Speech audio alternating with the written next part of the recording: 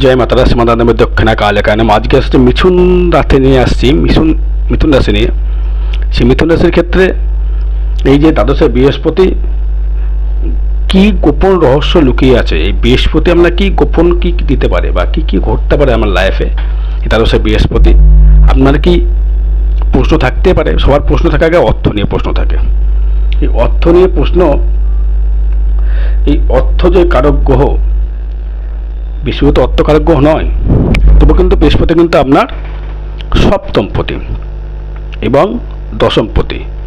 এই বৃহস্পতি সপ্তমপতি এবং দশমপতি হওয়ার দরুন সে ভাবে আছে কিন্তু দ্বাদশে থাকার জন্যে আপনার কিন্তু একটা যেমন শুভ দিক দেবে, অশুভ দিকে কিন্তু দেবে। শুভ বলতে কি শুভ হতে পারে, আপনার কিন্তু বিবাহ হওয়ার সম্ভাবনা থাকবে প্রচুর হারে। যাদের বিবাহ হয়নি বা যাদের বিবাহ হয়ে বিবাহ ভেঙে গেছে, বিবাহ যোগাযোগ হয়েও বিবাহ ভেঙে গেছে, তাদের কিন্তু বিবাহ যোগ কিন্তু অতীব প্রবল।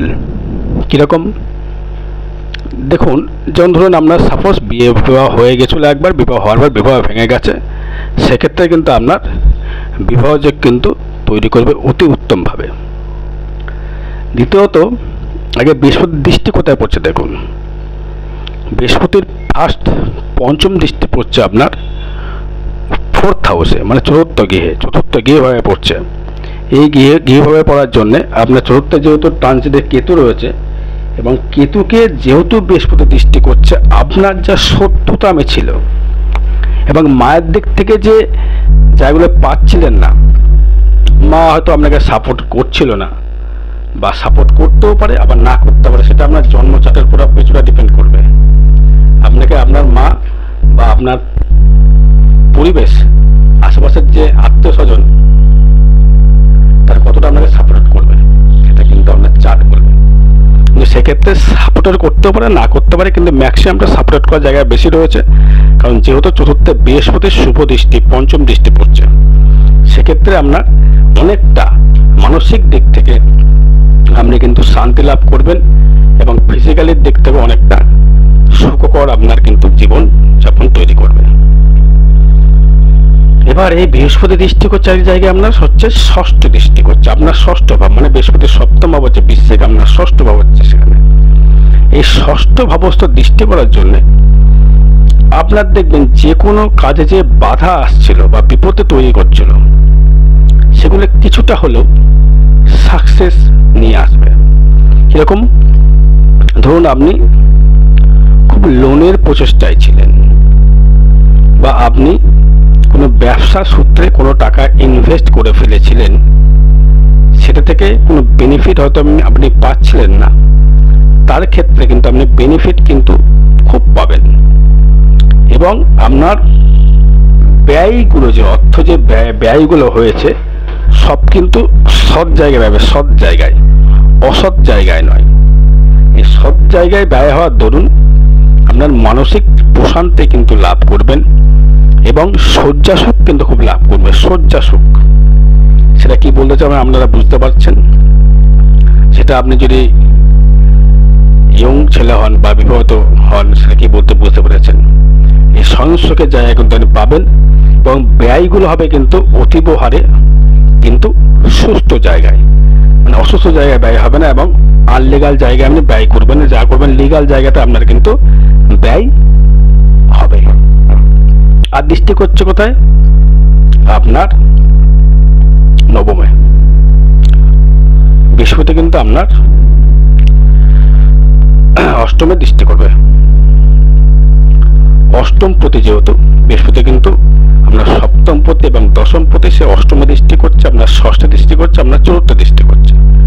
এই অষ্টমে দৃষ্টি করলে আপনি কি ফলস্বরূপ পেতে পারেন, এই অষ্টম দৃষ্টি যদি পান আপনি, সেক্ষেত্রে বলবো আপনার শারীরিক যে রোগ বোগ বলুন, আপনার যে কোনো জায়গায় অর্থ লাগিয়েছিলেন বা ফাটকা ইনকামের জায়গা বলুন, বা গোপন রোগ হয়েছিল সেখান থেকে রিকভারি হচ্ছিল না, সেই রিকভারি সর্বদিক থেকে কিন্তু বৃহস্পতি আপনাকে একটা শুভ ফল জায়গা দেওয়ার সম্ভাবনা দেখা যাচ্ছে।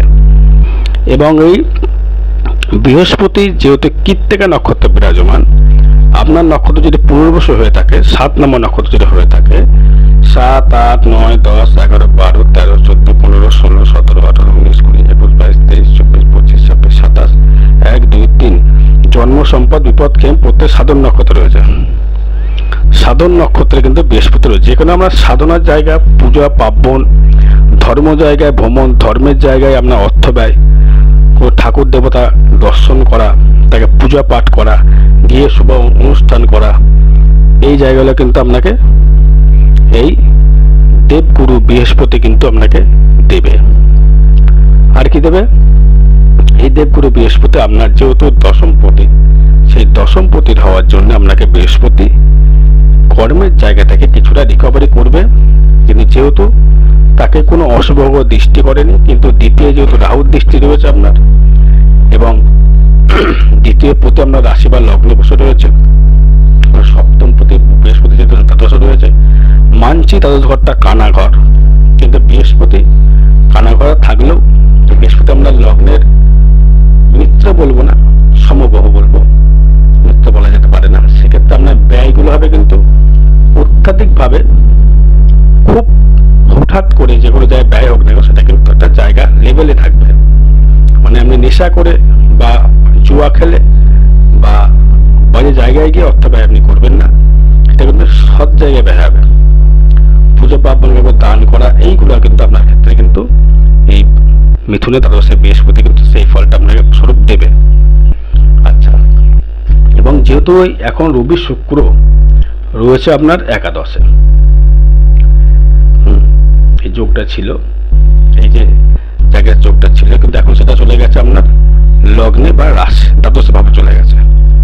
এই দ্বাদশে থাকার জন্য আপনার কিন্তু এই জায়গাটা কিন্তু খুব ভালো ফল দেবে না। দ্বাদশে রবি শুক্রটা, এটা কিন্তু সবসময় নয়, এই জ্যৈষ্ঠ মাসটা অব্দি চলবে। জ্যৈষ্ঠ মাস পেরিয়ে গেলে আবার ওটা কিন্তু ঠিক হয়ে যাবে। এই যেই বৃহস্পতির আপনার লগ্নে বা রাশিটা যখন আসবে আষাঢ় মাসের দিকে, তখন কিন্তু এই জায়গাটা কিন্তু রিকভারি দারুণ জায়গা দিয়ে দেবে। বৃহস্পতি থাকবে তো 1 বছর, একদিন দুদিন নয়, বৃহস্পতি থাকবে 1 বছর, বৃহস্পতি থাকবে। এবং যারার ক্ষেত্রে বলবো, যারা বাড়িতে বাড়ি করতে গিয়ে বাড়ির পাশের লোক বা আত্মস্বজন মানে কেস করে দিয়েছে, ঝামেলায় জড়িয়ে গিয়েছেন, বিদ্যাস্থানে যারা উন্নতি করতে পারছিলেন না, তাদের ক্ষেত্রে কিন্তু অতিভারে সুফল দিয়ে যাবে মিথুন রাশি মিথুন লগ্নের ক্ষেত্রে। এবং আপনার ষষ্ঠপতি মঙ্গল, সপ্তমপতি বৃহস্পতি, অষ্টমপতি শনি নবমে রয়েছে, নবমপতি নবমে রয়েছে। সেই নবমে থাকার জন্য দৃষ্টি করবে আপনার তৃতীয়, দৃষ্টি করছে আপনার ষষ্ঠে, দৃষ্টি করছে আপনার একাদশে। এই জায়গাটা খুব ভালো জায়গা রয়েছে। সেই জন্য বলে বিবাহ জায়গা থেকে খুব ভারী বিবাহ যোগ দেখা যাচ্ছে। মানে স্বয়ং সুখ চাওয়াতে বিবাহ হবে না, এত শুনতে অবাস্তব হলেও অ্যাস্ট্রোলজির ক্ষেত্রে বাস্তব। সুখের সুখের জায়গা থেকে অতিবহারে সুখ লাভবান করতে পারবেন, এবং ভোগ বিলাসিতা হবে, সেটা কিন্তু লিগাল আনলিগাল কিছু হবে না। পয়সার অর্থ দিক থেকে বলে, ব্যবসার দিক থেকে বলে ডেভেলপমেন্ট দেবে। তাহলে সে বৃহস্পতি রয়েছে বলে এটা কখনো খারাপ ভাববেন না, ভয় পাবেন না। ভয় পেলে কিন্তু পিছিয়ে পড়বেন দর্শক বন্ধু। আর হচ্ছে আগামী শনিবার, আজ সোমবার, আজ 20 তারিখ হয়ে গেল, মোটামুটি 26 তারিখের দিকে থাকবো হচ্ছে তারাপীঠে। যে কোনো গ্রহদোষ প্রশমিত করবার জন্য যোগাযোগ করতে পারেন। যে কোনো দোষ, সঠিক দোষ, মাঙ্গলিক হোক, কালসর্প হোক, শনির সাহায্যে হোক, যে কোনো বিষয়, শনির ঢাইয়া হোক, যে কোনো গ্রহর ক্ষেত্রে বলছি, বলে যোগাযোগ করতে পারেন। এটা কিন্তু আপনার আরো ডেভেলপমেন্ট তৈরি করবে। আর রাহু যদি দশমে থাকছে, সেটা অনেক কর্মের জায়গা থেকে যে আটকে যাচ্ছিল, যে বাধা পড়ছিল, সব বাধা বিঘ্ন তৈরি করছিল, সেটা কিন্তু থাকবে, ঝামেলা থাকবে না বলবো না, কিন্তু বৃহস্পতির জন্য সেই জায়গাটা অনেকটা কিন্তু রিকভারি করে যাবে দর্শক বন্ধু। আরো বিশদ জানতে গেলে, এটা কিন্তু টোটাল ট্রানজিট বা গোচর ফল, বিশদ জানতে গেলে যোগাযোগ করতে হবে দর্শক বন্ধু। যোগাযোগ করলে আমি কিছু করার ব্যবস্থা করে দিতে পারি। অবশ্যই ভাগ্য চেঞ্জ করতে পারবো না, কিন্তু কিছুটা গাইডলাইন করে সঠিক চলার পথের একটা জায়গা আপনাকে তৈরি করে দিতে পারি।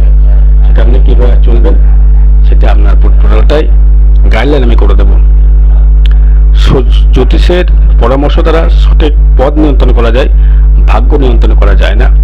রেমেডি করে সঠিক পথ নিয়ন্ত্রণ করা যায়, সঠিক পথ দেখা যায়, সঠিক পথ দেখানোর দিশারি আমরা, কিন্তু আমরা ভাগ্য করা পাল্টানোর দিশারি নয়।